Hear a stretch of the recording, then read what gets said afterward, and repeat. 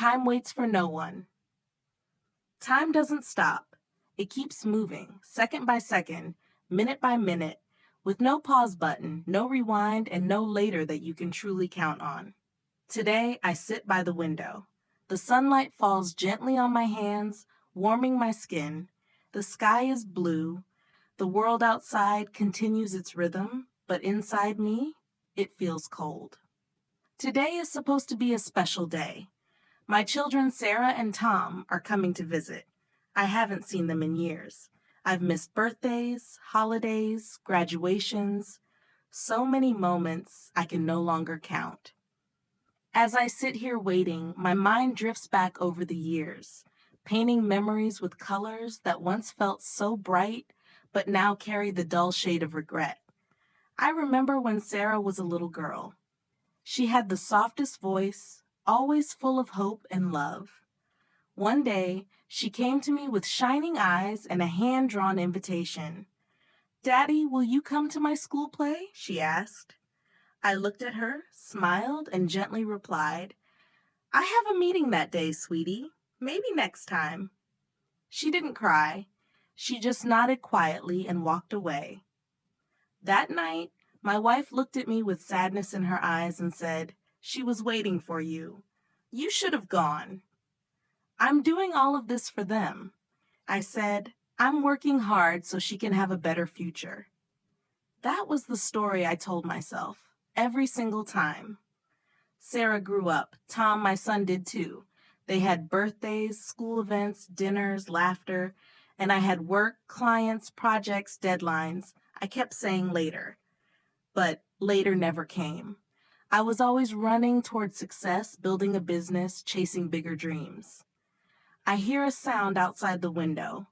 My heart jumps. Is that their car? I lean forward only to realize it's just the wind. I sit back and wait. I think of another moment. Tom was 5. He came to me, clutching a small football, his eyes full of excitement. "Just 10 minutes, Dad. Let's play outside." I was typing on my laptop. Without even looking up, I replied, "I'm busy, buddy. Maybe later." He stood there for a moment. Then he quietly turned and walked back to his room. My wife watched him go, then looked at me. "He doesn't want your money. He wants your time." I sighed. One day, he'll understand. But now, I understand. The clock ticks. I check my phone, no messages yet. They said they would come. Will they? Time is strange. When I was younger, I had no time at all. Every hour filled with meetings, calls, planning, progress. Now I have too much time. Empty hours, empty rooms, a big house that once felt like a dream and now feels like a memory. I remember another day. Sarah had worked hard all year and got top marks at school. She was beaming when she came home. "Dad, I won an award. The ceremony is tomorrow. Will you come?" I smiled. "That's wonderful, sweetie, but I have a business trip. You know how things are." She didn't argue. She just nodded. That night, my wife said, "She needed you there. She was proud of herself and wanted to share that moment with you." I replied, "She knows I'm busy." "She does," my wife said quietly, "and that's the problem." I shake my head as I sit by the window, the light now softer as the sun begins its descent. I think about my wife. She was always so patient, so strong. One night she made a special dinner. She cooked all our favorites. The table was set, the candles were lit. "Come home early," she said that morning. "The kids want to eat with you." "I have work," I said. "I'll make it next time." That night, I ate alone in my office. Papers, screens, phone calls, but no laughter, no hugs, no family. Just me. Another day floats to the surface of my memory. Tom had a soccer game. He was so excited. "Dad, will you come?" he asked, holding his jersey. "I have work," I replied. "Next time." "There is no next time," my wife said later, her voice full of pain. He stood on the field, scanning the crowd. He didn't see you. He kept looking. He was waiting for you. I said nothing. What could I say? He's learning something today, she said. What? That work is more important than he is. Those words hit harder than any truth I had heard before. But still, I didn't change. I told myself I had to work harder, just a little longer. I was building a future. But what is a future without presence? I check my phone again, still no message. The silence is heavy. I think about my father. He worked hard too, always gone. I promised myself I would be different, but I became exactly like him. And now, just like him, I sit in silence, hoping my children will come. Time moves slowly when you're waiting, but in life it moves fast. So fast that one day you look up and everything has changed. I hear a sound, my heart races. A car, I hold my breath.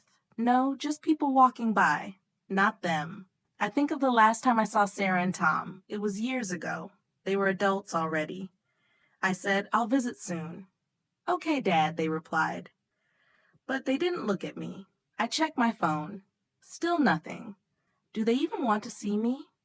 I remember the last time Sarah called. It was months ago. Hi, Dad, how are you? I'm fine. How are you and Tom? We're good, just busy. Busy, the word I used all my life. I wanted to say, please visit me, but I didn't. I was afraid they wouldn't come. I think again of Sarah's graduation. My wife called. Come now, she's walking across the stage. I'm stuck at work, I said. There is no later, she whispered. That night I came home. Sarah sat alone at the table, her graduation cap beside her. I'm sorry, I said. She stood. It's okay, Dad. I didn't expect you to come. I wanted to say something more, but no words came. Suddenly, I hear something outside. A car door. Another. Is it them? I hold my breath. Seconds stretch out. My phone rings. My hands tremble as I pick it up. Dad, Sarah says, we're here. I close my eyes. Something stirs in my chest. They came. I hear voices outside. Real voices. Not in my memory. Not in my dreams. Footsteps. The front door opens. Dad, Sarah says again. I look up. She's here. Tom is beside her. You came. Of course, Dad, Tom says softly. I stare at them. They look older. Or maybe I'm just seeing clearly for the first time in years. Sarah steps closer. How do you feel? I feel happy. Happy to see you. Tom looks at me. We wanted to come earlier, but life is busy, I finish his sentence. That word again. Busy. I understand, I say. There's a pause. Then Sarah says, Dad, we need to tell you something. I look at her. Her eyes are gentle but serious. What is it? She hesitates. This isn't your house. I blink. What do you mean? Tom lowers his gaze. Dad, you're in the hospital. No, I whisper. That's not right. I'm at home. I've been waiting for you. Sarah takes a deep breath. Dad, you collapsed last week. You were found alone. You've been here ever since. Maybe you were dreaming. I try to understand. Dreaming? Remembering? I don't know. Everything feels mixed together. Memories, regrets, hopes. Tom speaks quietly. The doctor said you were very weak. I close my eyes. I remember a sharp pain in my chest. The room spinning. Darkness. Sarah takes my hand. You've been sleeping a lot. So many years I was afraid. Afraid I had lost them. Afraid they no longer cared. But they're here. I open my eyes. Why are you here? Tom smiles. Because you're our dad. Something inside me melts. Something old and cold and heavy. They came. After all these years, they came. I take a deep breath. Maybe. I am not too late. I look at Sarah and Tom standing beside me in this quiet hospital room, their eyes soft but tired. I realize now just how much time has passed. Not just the years I lost in meetings and calls, but the silent space that grew between us. The distance, the waiting. You're staying? I ask, my voice barely louder than a whisper. Tom nods. Yes, Dad, we're not leaving today. Sarah adds gently, we're here for you. I don't know what to say. For so many years, I feared this moment wouldn't come. I thought I had missed my only chance. I believed that love had an expiration date, that once lost, it couldn't return. I thought you wouldn't come, I finally say. Sarah frowns, puzzled. Why would you think that? I look down at my hands, weathered by time and guilt. Because I wasn't there for you. I missed everything. I missed your lives, all the things that mattered. Tom's eyes soften. Yes, you missed a lot, he says quietly. Sarah sighs and sits at the edge of the hospital bed. We waited for you, Dad, many times. Birthdays, school plays, dinners, even when we were sick. We wanted you there. I close my eyes, the weight of their words settling deep in my chest. I know, I whisper, and I'm sorry, truly sorry. There's silence between us, but it's not angry or cold. It's heavy with unspoken pain, but also the possibility of healing. Tom leans forward. But we're here now. That's what matters. I open my eyes again and look at my children, grown, kind, strong. So much of life has happened to them without me, yet they are still here, still willing to give me this chance. Why? I ask. After everything? Sarah smiles just a little. Because you're our father, and we still love you. A tear slips down my cheek. I don't wipe it away. I let it fall. All these years, I chased success, thinking I was building something for them.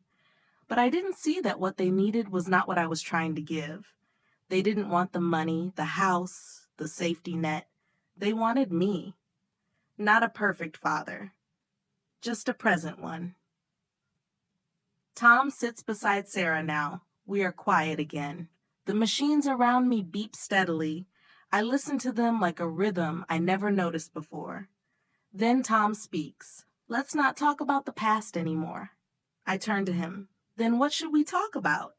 Sarah answers softly. About now. About today. That sentence hits something deep inside me. For the first time, I don't think about what I missed.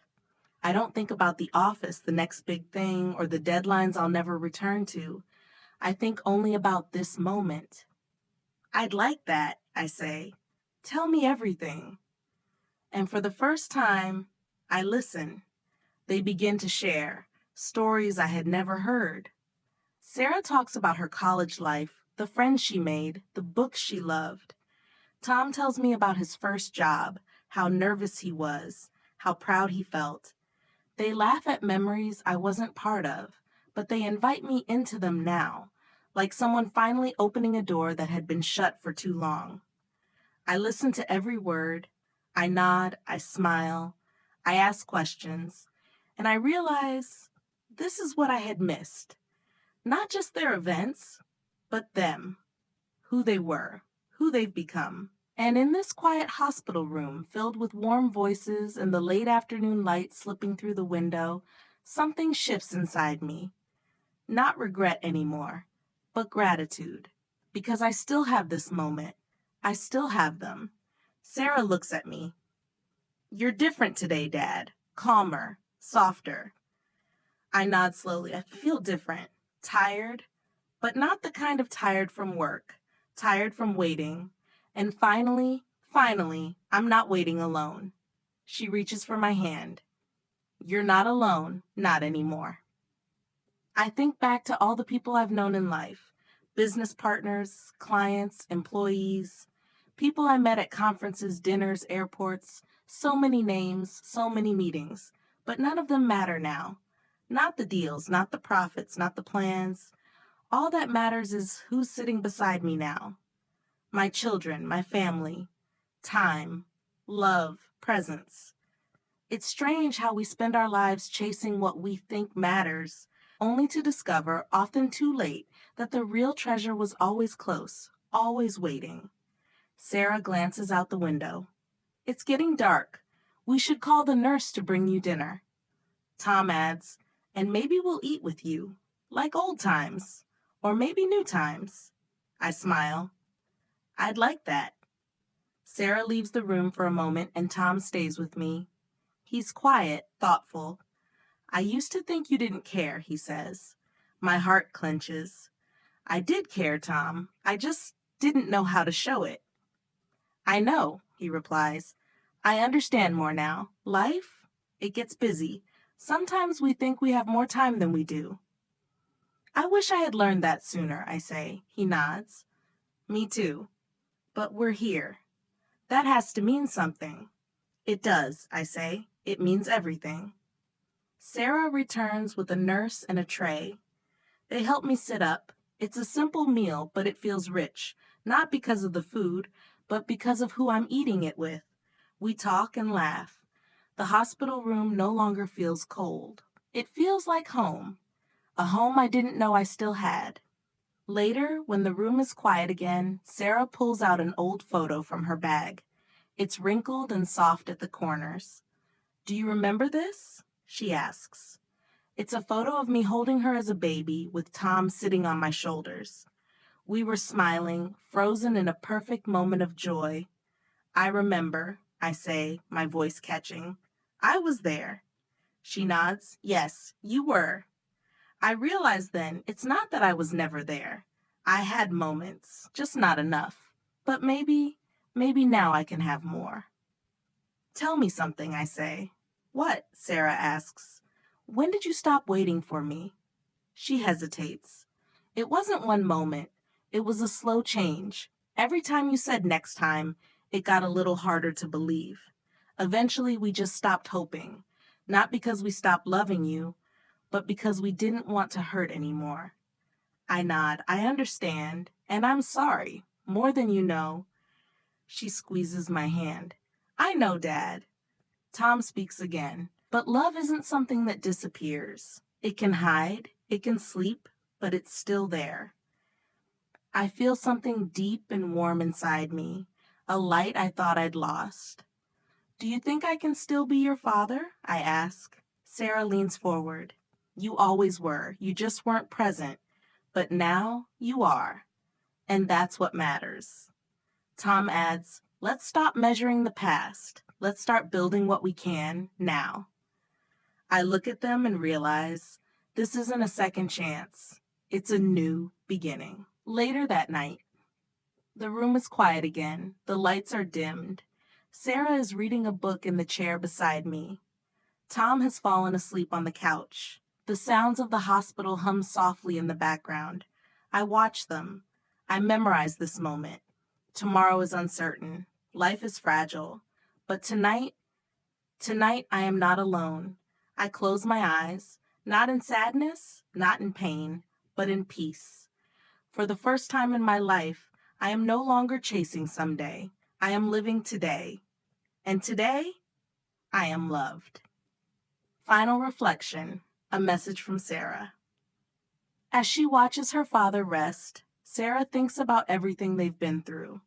All the missed moments, all the quiet disappointments, but also this moment. This precious moment of reconnection. She knows many people are living the same story. Parents who say, I'm doing this for my children, while forgetting to be with their children. Kids who wait and wait until they stop asking. Love is not about money. Love is about time. And time doesn't wait. She looks at her father and smiles. Regret may last forever, but so can love if we choose to give it today. So to anyone listening to this story, don't wait until it's too late. Give your time now. Be present. Be there. Because someday they might stop waiting. And when that day comes, all the money in the world won't buy back even a single moment. Thank you for listening. If this story touched your heart, don't forget to like this video, subscribe to the channel, and share it with someone who needs to hear it. Learn English through powerful stories, and remember, language becomes meaningful when it connects to life. See you in the next story.